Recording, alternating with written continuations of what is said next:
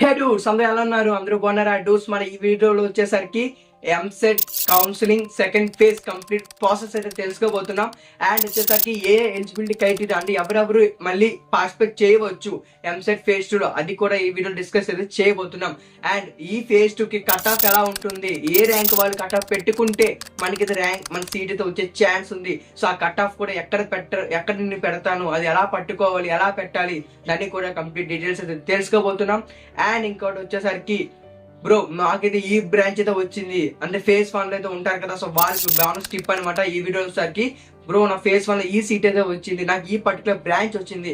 ఆ బ్రాంచ్ నాకు అసలు జాబ్స్ ఉంటాయా, అసలు నాకు ఏం తెలియట్లేదు బ్రో, నీ మళ్ళీ ఫేజ్ 2 లో పాల్గొనాలా, నీ మళ్ళీ పార్టిసిపేట్ చేయాలా అని చాలా మంది డౌట్స్ అడుగుతున్నారు. సో మీకు వచ్చేసరికి ఒకటైతే చెప్పాలనుకుంటున్నా, మీరు వచ్చేసరికి ఏం చేయాలంటే ఫస్ట్ గా వచ్చేసరికి నేనైతే జాబ్ ఆపర్చునిటీ అనే ఒక వీడియో అయితే చేశాను.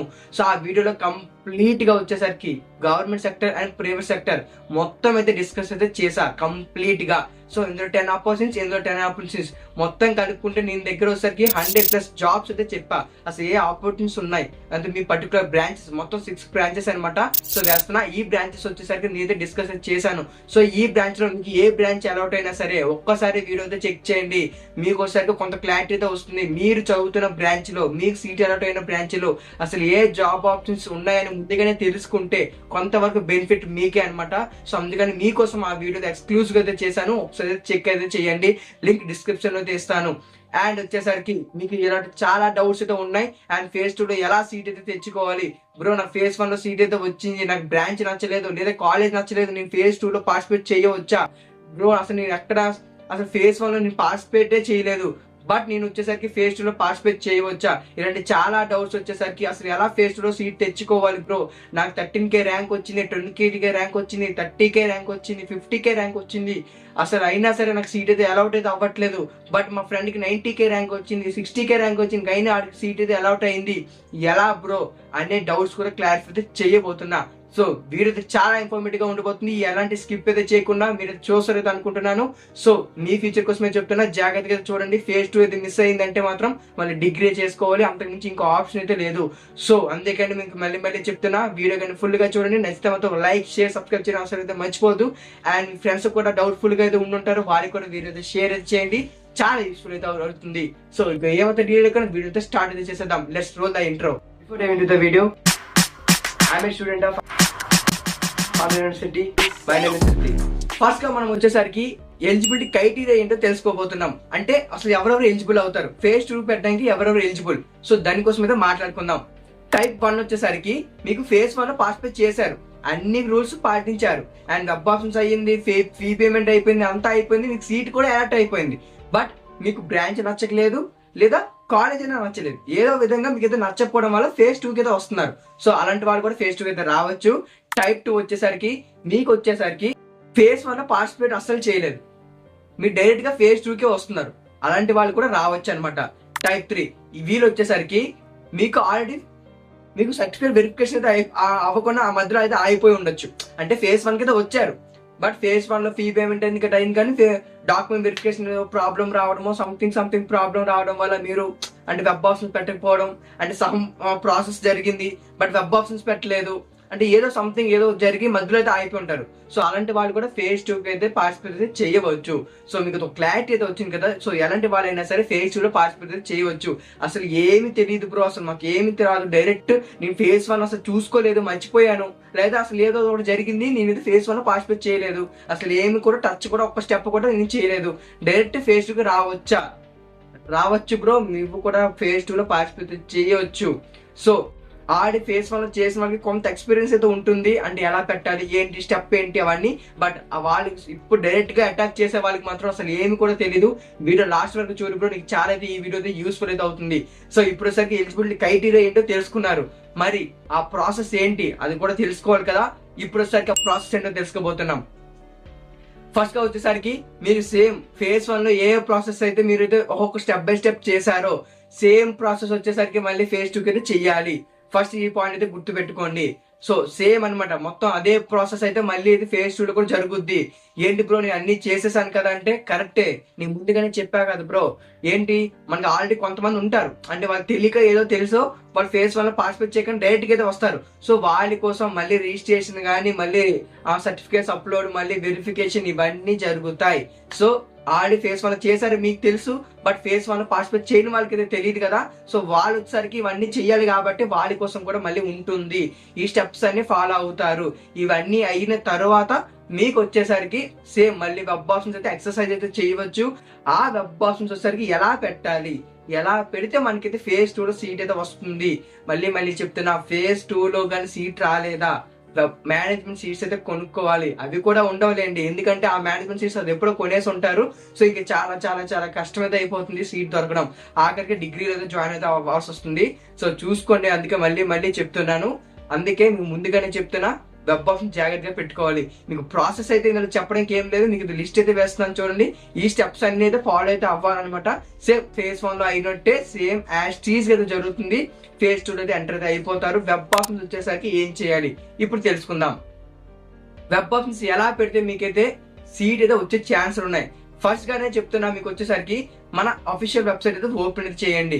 సో ఇందులో మీకు టాపిక్ కూడా కవర్ చేస్తున్నా, కట్ ఆఫ్ ఎలా తెలుసుకోవాలనేది కూడా మీరు అఫీషియల్ వెబ్సైట్ అయితే ఓపెన్ చేయండి. ఓపెన్ చేశాక సీట్ అలాట్మెంట్ ఆర్డర్ అయితే మీకు అయితే ఉంది, అక్కడైతే చెక్ చేసుకున్నారు. బట్ దాని కింద ఒకటి ఉంది, చూసారా లేదో, కాలేజ్ వైజ్ అలాట్మెంట్ అని కూడా, అది ఒకసారి ఓపెన్ చేయండి. ఓపెన్ చేసి మీకు మీ దగ్గరలో ఉన్న, ఇప్పుడు ఫేజ్ 1 పార్టిసిపేట్ చేశారు కదా, మీరు అనుకుంటారు బ్రో నాకు వచ్చేసరికి ఎగ్జాంపుల్ గా ఏ తీసుకున్నాం బ్రో, నేను ఏలో జాయిన్ అవ్వాలనుకున్నా బట్ నాకు ఇది రాలేదు. సో ఇప్పుడు కనీసం ఫేజ్ 2 లో అయినా నాకు ఏ వస్తుందా అని నన్ను అడుగుతారు. నన్ను అడిగే బదులు, సో నేను అడిగినా సరే నేను మళ్ళీ అక్కడ చూసి చెప్పాలి.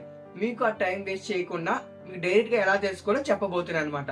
మీరు అఫీషియల్ గా వెబ్సైట్ లోకి వెళ్ళండి, కాలేజ్ వైస్ అలాట్మెంట్ ఉంది, అది ఓపెన్ చేయండి. ఓపెన్ చేశాక మీకు ఏ కాలేజ్ కావాలి సెలెక్ట్ చేసుకోండి.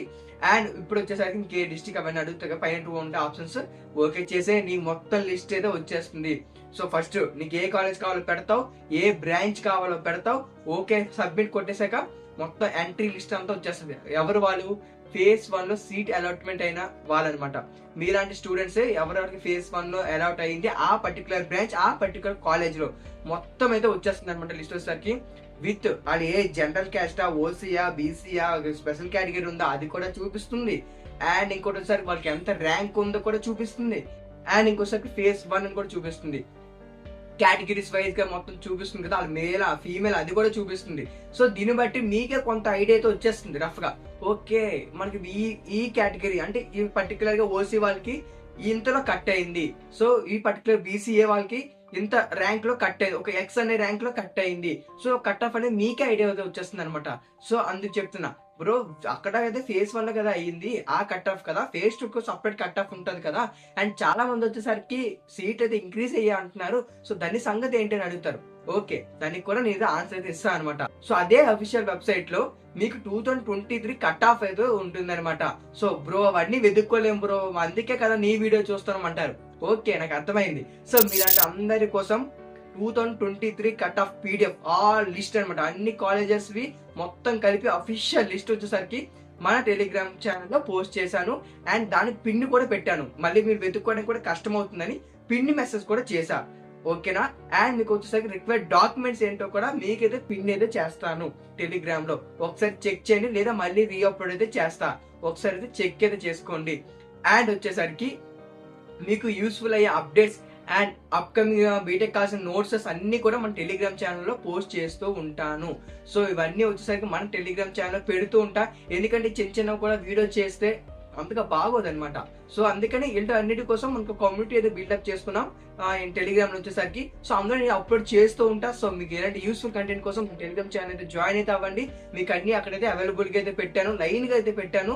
మీకు ఏ కన్ఫ్యూజ్ లేకుండా కట్ ఆఫ్ అయితే చూసుకోండి. చూసుకున్న తర్వాత మీకు ఏ కాలేజ్ ఉన్నాయో పెట్టుకోండి. మీకు టాప్ 10 కాలేజ్ లిస్ట్ కూడా పెడతాను, మేనేజ్మెంట్ సీట్స్ ఏమేమి ఉన్నాయి అవి కూడా లిస్ట్ కూడా పెడతాను, మీకు అన్ని డిస్ట్రిక్ట్ వైజ్ లిస్ట్ కూడా పెడతాను. మీకు ఏం కావాలి ప్రతి ఒక్కటి కూడా మీరైతే టెలిగ్రామ్ ఛానల్ లో పెడతాను, ఒకసారి చెక్ చేయండి. మళ్ళీ చెప్తున్నా డోర్స్ ఇదైతే మెయిన్ అనమాట.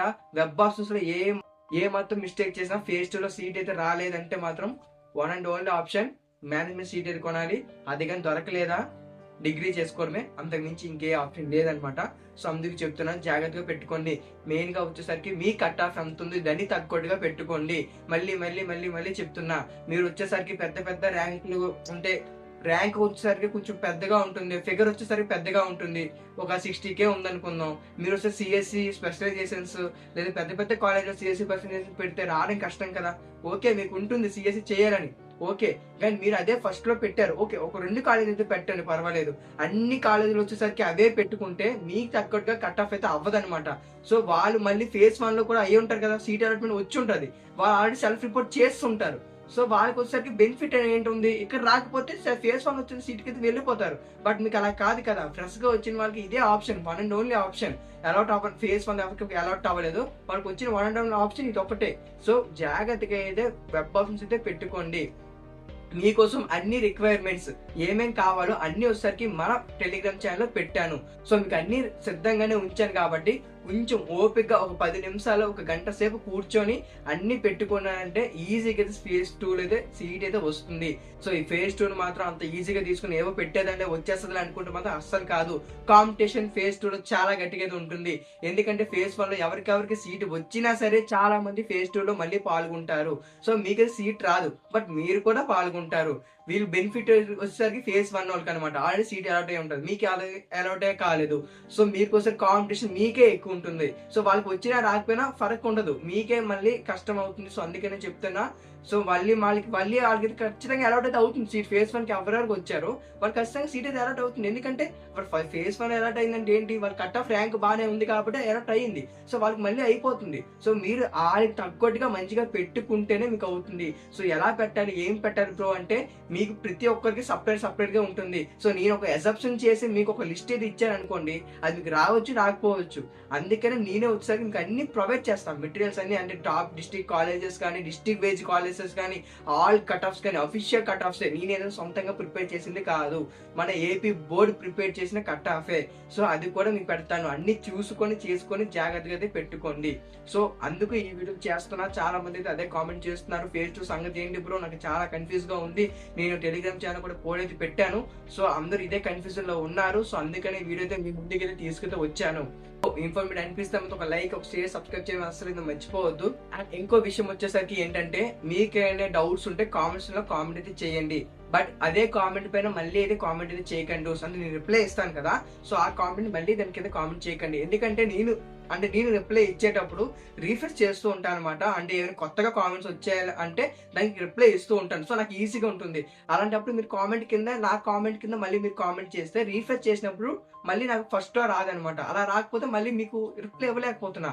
సో దానివల్ల మళ్ళీ మీరు ఏం ఫీల్ అవుతుందంటే, బ్రో నాకే రిప్లై ఇవ్వట్లేదు, అందరికి ఇస్తున్నాం అనేది ఫీల్ అయితే వస్తుంది. సో అందుకని చెప్తున్నా, మీరు దాని కింద కాకుండా మళ్ళీ కొత్తగా అంటే వీడియో మళ్ళీ ఓపెన్ చేస్తారో లేదా మళ్ళీ కొత్తగా కామెంట్ పెడతారో పెట్టండి. అప్పుడు నాకు ఖచ్చితంగా టాప్ లో అయితే మళ్ళీ వస్తుంది. ఖచ్చితంగా మీకు అయితే రిప్లై అయితే ఇస్తాను, 100% షూర్ అనమాట. ఎంతమంది కామెంట్స్ పెడతారో పెట్టండి, ప్రతి ఒక్కరికి కూడా నేనైతే రిప్లై ఇస్తాను, ఇది మాత్రం 100% షూర్. మీ డౌట్స్ అని క్లారిఫై చేస్తూనే ఉంటాను. అండ్ టెలిగ్రామ్ ఛానల్ నేను పెడుతూ ఉంటా, సో అక్కడ కూడా మీరు సపోర్ట్ అయితే చూపించండి. అండ్ మన ఇన్స్టాగ్రామ్ లో కూడా ఒక సిరీస్ అయితే లాంచ్ చేస్తున్నా, అదొసరికి జాబ్ ఆపర్చునిటీస్ కూడా అనమాట. సో మీకు జాబ్ ఆపర్చునిటీస్ కోసం ఆల్రెడీ ఒక లాంగ్ వీడియో అయితే చేసి అయితే పెట్టాను. సో అది కూడా ఒకసారి చెక్ చేయండి, మీకు చాలా అయితే యూస్ఫుల్ అయితే అవుతుంది. And rank versus college video కూడా ఆల్రెడీ చేసి పెట్టా, సో అది కూడా ఒకసారి చెక్ చేయండి, అది కూడా మీకు ఎంతో కొంత యూజ్ అయితే అవుతుంది. సో అది వీడియో వచ్చేసరికి, సో మీకు వీడియో చాలా యూస్ఫుల్ అయితే అనుకుంటున్నాను. ఇంకేమైనా డౌట్స్ ఉన్నా, లేదు బ్రో నాకు ఈ విధంగా కావాలి వీడియో చేసి పెట్టు బ్రో, నాకు తెలుసుకోవాలని ఉందంటే కామెంట్ చేయండి, ఖచ్చితంగా చేసి అయితే మీకు అయితే పెడతాను. సో ఇది ఈ వీడియో వచ్చేసరికి. సో ఇంకేమైనా డౌట్స్ ఉంటే కామెంట్ చేయండి. ఇంకా ఉంటా మరి, బాయ్.